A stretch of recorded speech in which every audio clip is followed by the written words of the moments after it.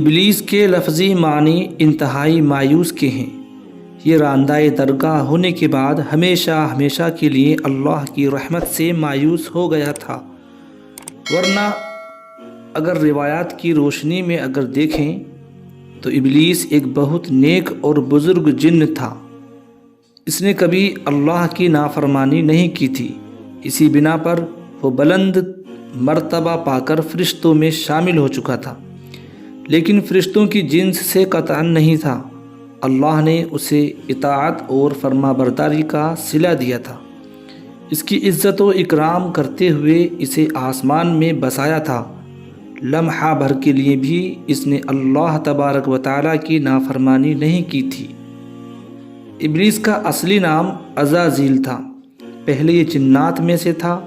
اپنے رب تعالیٰ کی اطاعت سے نکل کر ابلیس ہوا۔ اس کا علم ناقص تھا اور مزاج اس کا ناپاک تھا، وہ غرور اور تکبر میں مبتلا ہو گیا تھا۔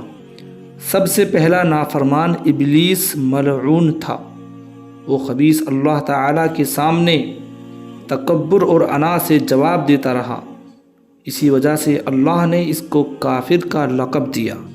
کافر اسے کہتے ہیں جو نعمت کا انکار کرے۔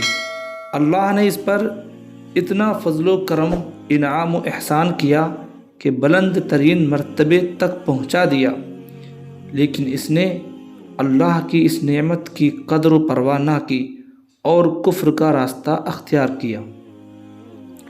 سب سے پہلا گناہ تکبر تھا، اس لیے علماء اکرام فرماتے ہیں تمام گناہوں کی جڑ تکبر اور غرور ہے۔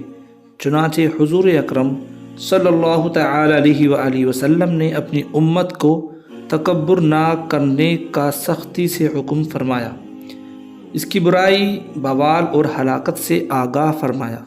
آپ نے فرمایا اللہ اس شخص کی طرف رحمت سے دیکھے گا بھی نہیں جس نے تکبر کی بنا پر کپڑا ٹخنوں سے نیچے لٹکایا۔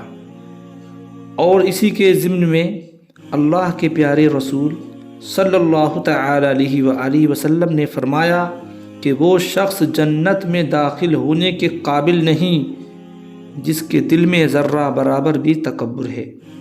جو شخص اپنے کپڑے، اپنے مکان، اپنے قبیلہ پہ فخر کرتا ہے، اس سے اللہ تبارک و تعالیٰ کی رحمت اٹھ جاتی ہے۔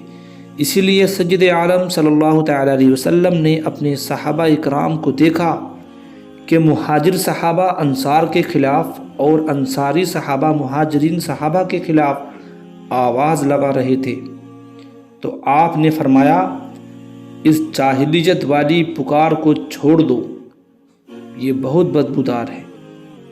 برادری کی بنیاد پر لڑنا، باہم فخر کرنا برے نتائج کا ذریعہ ہے،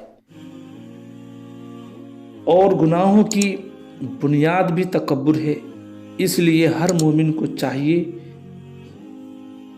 کہ اپنے نوکر، خادم، ملازم یا کسی بھی مسکین پر کبھی فخر اور غرور کا اظہار نہ کریں، کیونکہ یہی اللہ کی سب سے پہلی نافرمانی وجود میں آئی تھی۔